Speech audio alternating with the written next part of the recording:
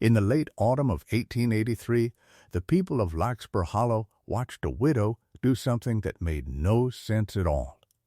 While every sensible family in the Sweetbrush Range was busy with the honest work of survival, stacking firewood shoulder high, sodding the north walls of their cabins, and dragging plank snow fences into place against the coming winter.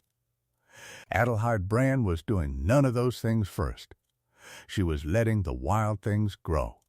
All through that last warm month, she had gone out at dawn with a coil of twine and a bundle of cut willow stakes, and she had trained the tangled wild grapevine and the rust-colored bittersweet up the outside of her cabin, weaving the runners through a lattice of stakes she had driven into the ground a hand's width out from the logs. She did not clear the brush away from her home the way a careful woman should. She coaxed it closer. She let it climb. By the time the first hard frost silvered the grass, the lower half of the Brand cabin had vanished beneath a deep, breathing thicket of vine, layered and matted and thick as a man's reach, so that the house looked less like a home than like a hill the forest had decided to keep. Her boy, a quiet 7-year-old named Wren, walked the rows behind her and tucked the loose ends of the runners back into the green wall with his small, cold fingers.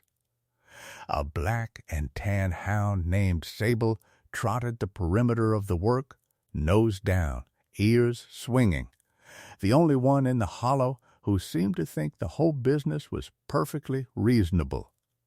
The neighbors did not think so. On the frontier, every dry day before the snow was too precious to waste, and a woman spending hers tying weeds to her own walls looked less like a person preparing than a person giving up. That was when the hollow began to talk. They had a word for the Brand place before the leaves had even finished falling. Simple, they called the widow Simple. And they said it the way people say a thing they have already decided not to look at too closely. What did a grieving woman think a wall of dead vines would do against a Montana winter? What could the tangled brush of a fence line possibly hold back when the real cold came down off the high country with nothing in front of it but open ground? Was there warmth waiting inside that strange green shell, or only a slower kind of dying that Adelheid Brand had not yet found the courage to name? If you have ever watched someone quietly trust a thing the whole world was laughing at, stay with this one and hit subscribe to see how the winter of 1883 answered the widow of Larkspur Hollow.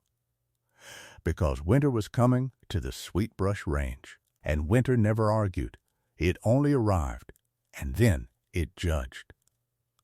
The first man to say it to her face was Orrin Tate, who had freighted goods across the Sweetbrush passes for 26 winters and believed there was nothing about cold weather he had not already learned the hard way. He reined his wagon to a halt at the Brand fence line one gray morning with the load chain stiff and ringing in the frost, and he sat there a while looking at the green wall the way a man looks at something that offends him.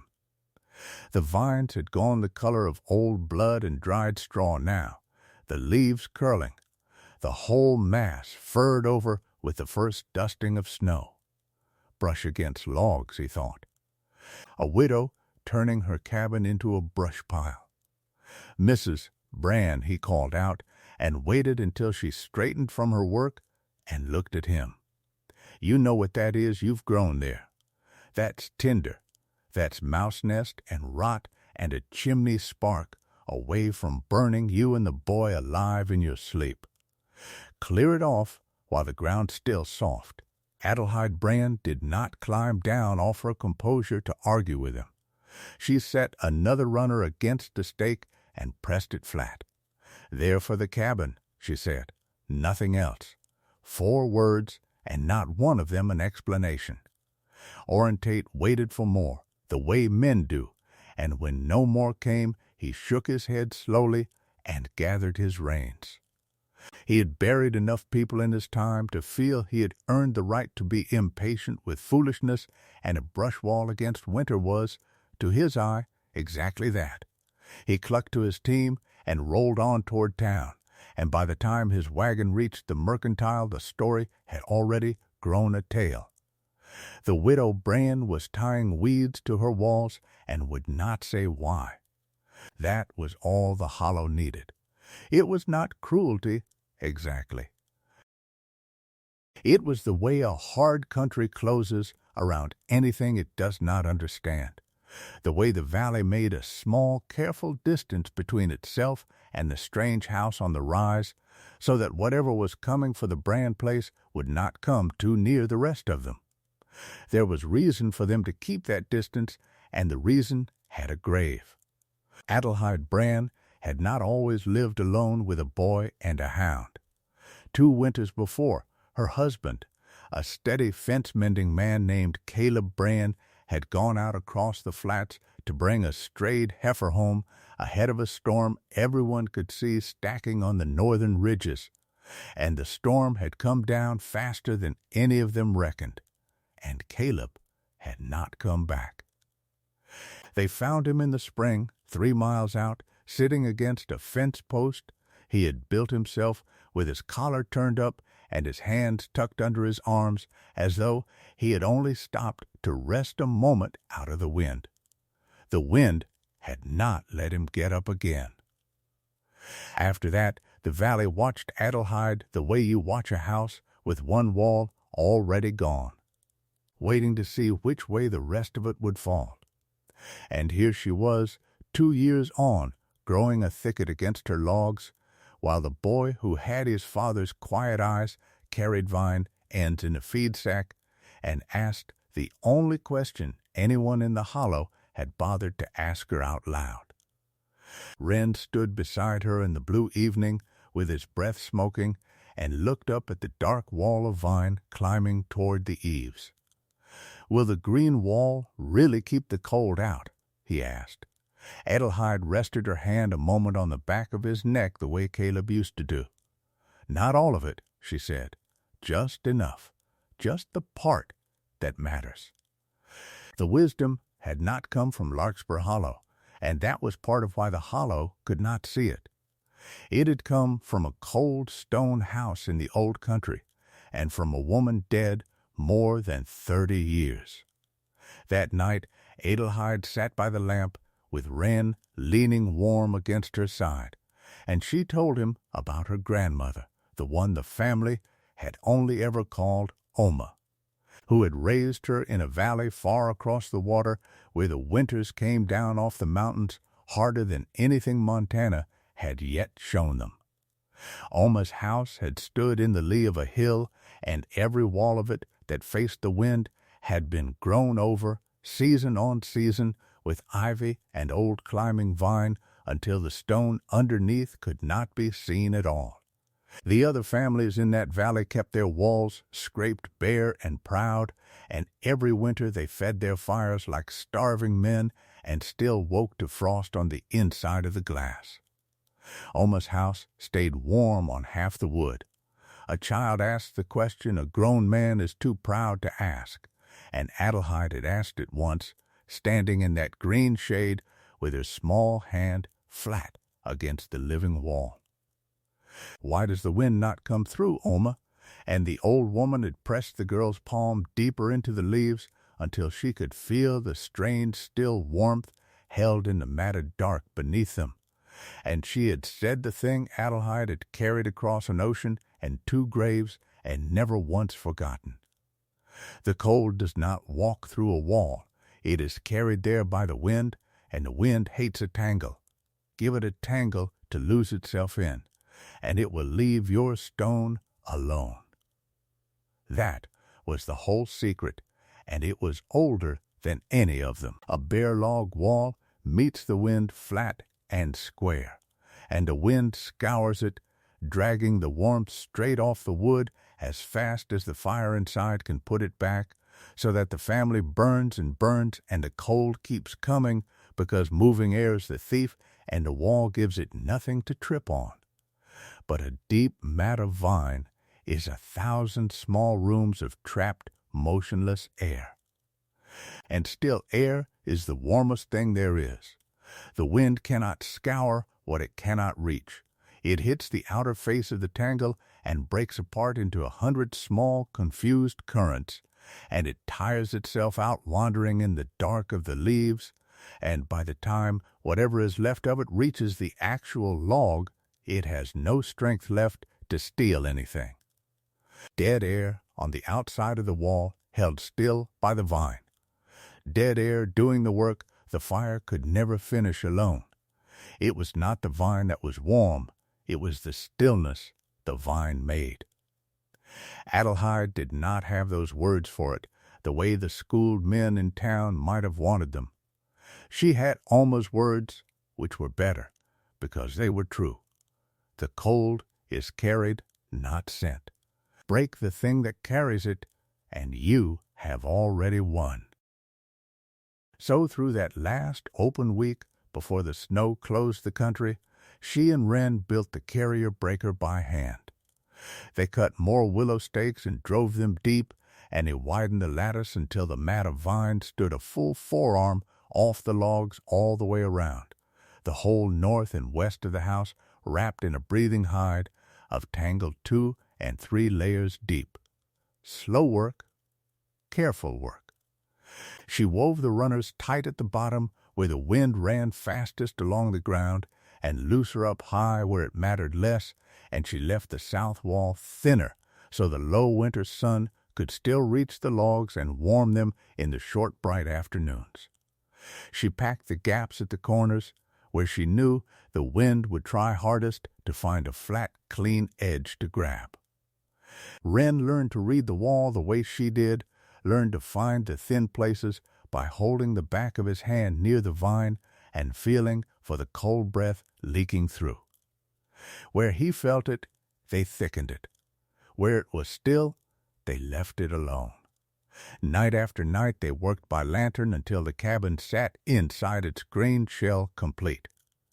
And the wind that came down off the sweet brush at dusk no longer hissed flat along the logs, but sighed and broke and lost itself in the dark mat, and inside, where the boy and the woman and the hound slept, the walls had stopped giving the cold a single clean thing to take. The first test came early, and it came at night, and it taught her that she had not yet built the thing she thought she had.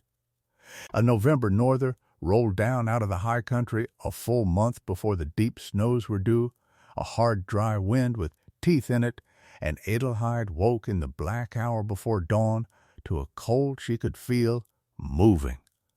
Not the steady press of an ordinary cold night, a draft, a live, hunting draft, sliding low across the floorboards and curling around the legs of the bed. And Sable was up off the hearth rug with her ears back, walking the room, following the cold the way she would follow a scent. Adelheid lit the lantern and followed it too. She moved along the inside of the north wall with the back of her hand held out, and at the northwest corner she found it. A thin, hard ribbon of moving air, cold as well water, pouring in through the logs as if the green wall outside were not there at all. She did not panic. She had buried the man who taught her that panic was just one more way the cold got in. She wrapped herself and went out into the wind with the lantern hooded, and she walked to the corner, and she saw what she had done wrong. She had woven the mat tight and proud across the broad, flat faces of the wall where it looked impressive, and she had let it thin out at the corner where the two walls met, because a corner is awkward and the vine did not want to turn it. And the wind had found that. The wind always found the one clean edge. It had come down the long flat of the west wall, gathering speed against a smooth tangle, and where the mat thinned at the corner, it had funneled through in a single hard jet and driven straight between the logs. She had built a wall that broke the wind everywhere except the one place the wind was strongest. Oma's voice came back to her across all those years, dry and patient. The wind hates a tangle, child, but it loves a corner. A corner is where it remembers it is the wind. So she fixed it, there in the dark, with her hands going numb, and she fixed it the way the old woman would have. She did not just stuff more vine into the gap. She understood now that the corner needed to stop being a corner. She bent fresh, long runners around the angle in a soft curve, lashing them so the mat swept around the joint in a rounded shoulder with no flat edge anywhere for the wind to set its shoulder against, and she built it deepest of all right there, 3 and 4 layers thick, so the funneling jet had the longest, most tangled, most exhausting path of the whole house to fight through. She worked until the gray came up, and Wren found her at the corner at first light with frost in her hair, and he held the runners while she lashed the last of them. When they went back inside, the draft was gone. The floor was still. Sable circled once, found nothing to follow, and lay back down by the hearth with a long sigh. Slow work, careful work, done twice. And that was the thing the men in town would never have understood, even if she had tried to tell them. The green wall had not failed. It had taught her where it was weak, and she had listened, and now it was a thing that had been tested and corrected and made true, which is the only kind of protection worth trusting. A wall that has never been tested is only a guess. Hers was no longer a guess. December came in quiet, and the quiet was the warning. Anyone who has lived a real winter knows the worst storms send a stillness ahead of them. A held breath laid over the whole country, and that December the Sweetbrush Range held its breath for 3 days. The wind died to nothing. The smoke from every chimney in the hollow stood straight up in the cold air like the country had been carved out of glass. The cattle stopped grazing and stood with their backs all turned the same way, toward the south, away from something none of the men could yet see. Sable would not settle. She paced the door and the window, and twice in the night she stood at the north wall and growled low at the logs, as if she could hear, far off in the high country, the thing that was coming for them. Adelheid read the omens the way her grandmother had taught her to read them. She brought the last of the wood in close. She filled every vessel in the house with water against the day the spring would freeze. She walked the green wall one final time with Wren beside her, the two of them pressing their hands along the whole dark length of it, feeling for any last thin place, finding none. And it was in those still gray days, while she made her final preparations, that the second man came to look. Lucian Fry was the best carpenter in the hollow, a careful tradesman who had framed half the cabins in the valley and had opinions about all of them, and he had heard the talk about the widow's brush wall and had decided, with the certainty of a man who works in straight lines, that it was the saddest thing he had heard all year.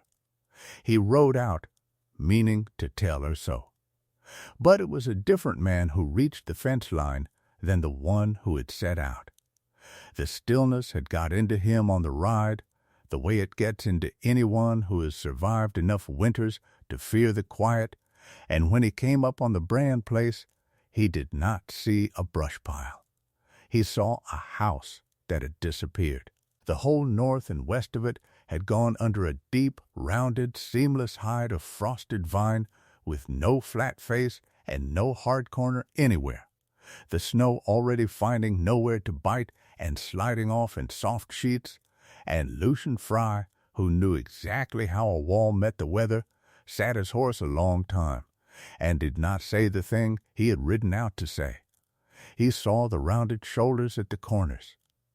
He saw how the mat ran deepest where the wind would run hardest, He saw the thin south face left open to the low sun, and he understood the way a craftsman understands another craftsman's work without a word passing between them, that this was not the wandering of a grief-addled woman.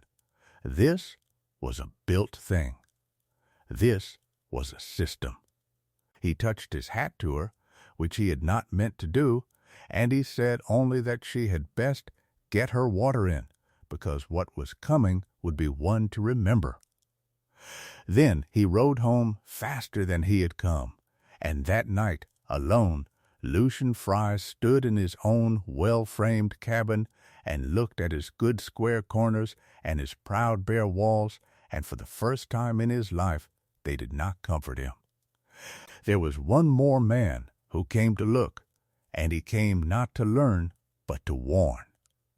Conrad Mapes was the Territory Land Agent, a city-schooled man with a ledger and a watch chain, who rode the basin twice a year to inspect the claims and write down what he found, and someone in town had told him there was a widow on the Larkspur Rise letting her property go to ruin under a wall of brush. He came out the day before the storm to tell her so, the certainty of the office in his voice. A structure had to shed weather. He informed her, not gather it. The vine would trap damp against her logs and rot the whole claim out from under her in 3 seasons, and he would be obliged to note the hazard in his book. Adelheid listened to him the way she listened to all of them, without heat, and then she did the one thing none of the talkers ever expected. She took his soft clerk's hand and pressed it flat against the green wall, low, where the mat ran deepest, and she held it there in the still cold until even a man with a watch chain could feel it, the strange dry warmth held motionless in the dark of the tangle, the cold of the open air, stopped clean an arm's length from the wood. Mapes pulled his hand back slowly. He looked at the wall, and he looked at his own breath, smoking in the air a few feet away, and he closed his ledger without writing anything in it. He did not say she was right. He only said, more quietly than he had come, that she had best get her water in. 3 skeptics now, the freighter and the carpenter and the agent and the storm, had silenced 2 of them before it had even arrived. The storm broke on the 4th night. It came down off the Sweetbrush exactly the way Caleb's storm had come 2 winters before, fast and white and screaming, and it took the whole valley in its fist before the last lantern in Larkspur Hollow had been blown out for the night. The temperature fell past anything the older men could remember. The wind reached the cabins, and the cabins began to fail. It blew for 3 days and 3 nights without pause, and the people of the hollow learned what their bare, proud walls were worth. In the Tate house, Orrin fed his stove until the iron of it glowed dull red, and still the cold came on, because the wind on his flat north wall was peeling the warmth off the logs faster than any fire alive could replace it. He nailed quilts over the inside of the wall, and the quilts froze stiff. He woke on the 2nd morning to find a skin of frost crusting the inside of his own cabin, his breath freezing on the ceiling above the bed, the water in the basin a solid disk of ice 3 feet from the stove. 41 degrees, his thermometer said, in a room with a fire roaring in it. The wind had simply walked through his good square walls and carried the heat away as fast as he could make it, because he had given the cold 1,000 clean, flat feet of wood to run its hands across, and nothing anywhere to slow it down. All over the hollow, it was the same. Families crowded into single rooms, fires were fed past safety and still lost the war. The cold did not break a single window or tear a single roof. It did not need to. It only stood at every flat wall in the valley and drank, and the houses gave up their warmth to it 1 degree at a time, helpless, because moving air against a bare wall is the oldest thief in the world, and not one of them had thought to break it. And on the rise above them, the strange greenhouse did a strange and quiet thing. It held. The wind came down on it screaming the same as everywhere else, but the greenhouse gave it nothing to grip. The storm hit the deep mat of frosted vine and broke apart into 100 small lost currents, and it wandered in the dark tangle, and it tired, and by the time it reached the logs underneath it, had no strength left to steal anything at all. And the snow, which had ruined the others, became the bran house's second wall.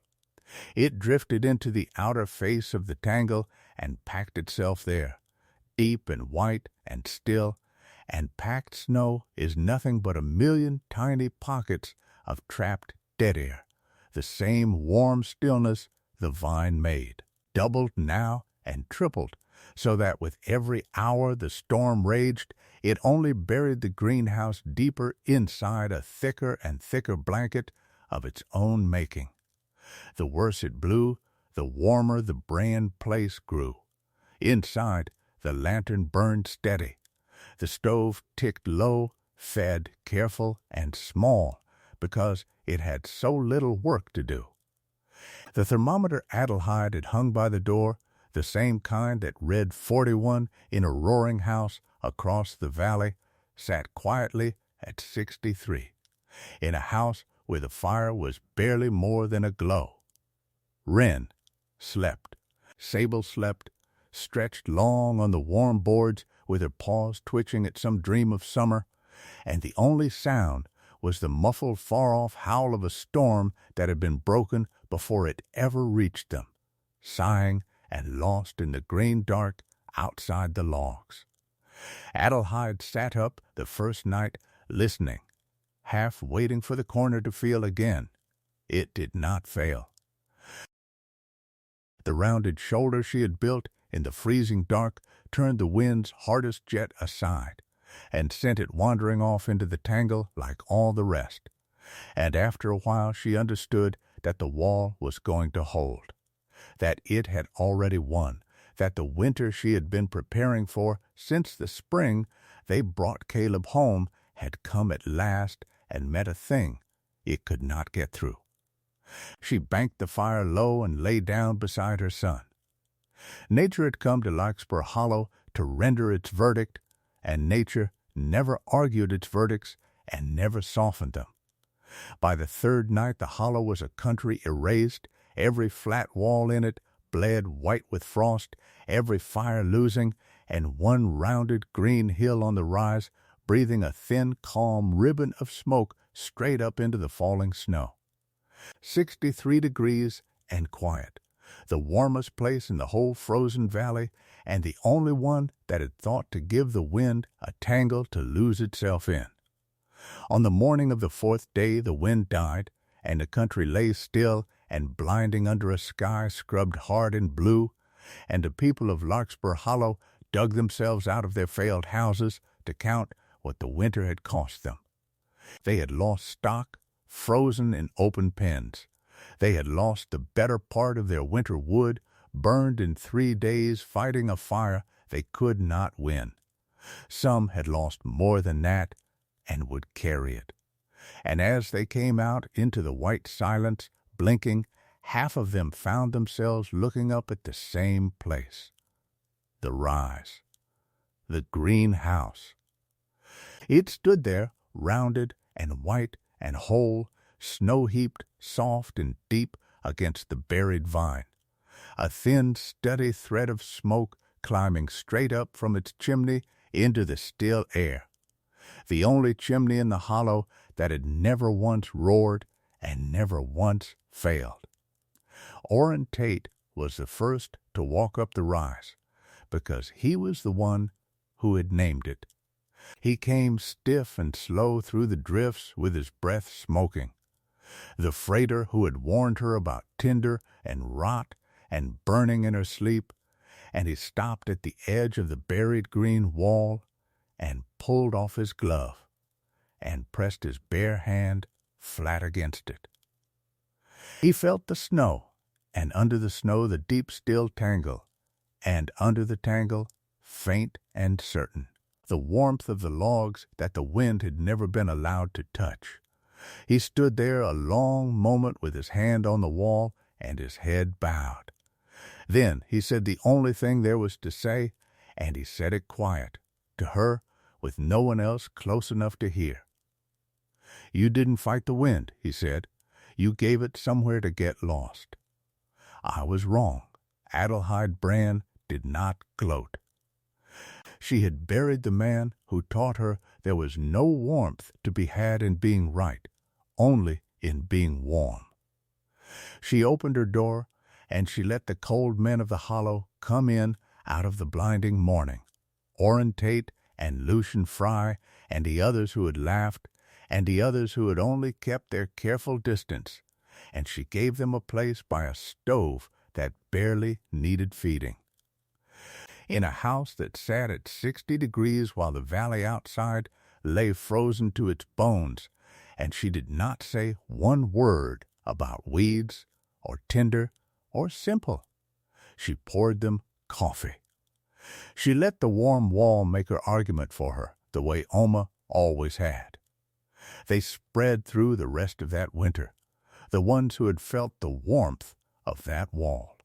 By the next autumn there were vines climbing the north faces of a dozen cabins in Larkspur Hollow, lattices going up a hand's width off the logs, willow stakes driven deep, men who had laughed the loudest now out at dawn training runners they had cut from Adelheid's own thicket.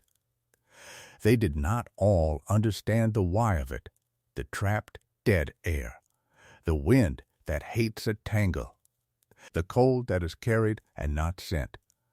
But they had felt that it worked, and on the frontier a thing that works does not need to be understood to be copied. They gave it a name, the way the valley named everything. The Brand Green Wall, they called it, and they said it now without the old word in front of it, and within a few winters there were green walls rising in valleys clear over the sweetbrush passes where no one had ever heard of the widow at all. Adelheid never became anything the Hollow would have called important. She remained a quiet woman on a rise with a boy and a hound, mending fence, training vine, growing older. But she was listened to now, which she had not been before, and on the frontier being listened to was worth more than being admired.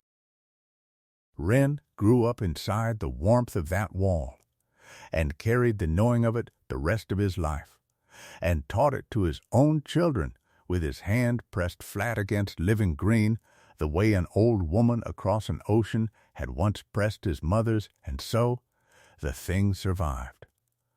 Carried not in any book but the way real frontier wisdom always survived, hand to hand, palm to palm, winter to winter, decades on, when the cabins of that first hard year were gone to rot, and the graves had settled, and the people who had laughed were themselves only names, the green walls still rose in the sweet brush every autumn, and not one person tying a runner to a lattice could have told you where the trick came from.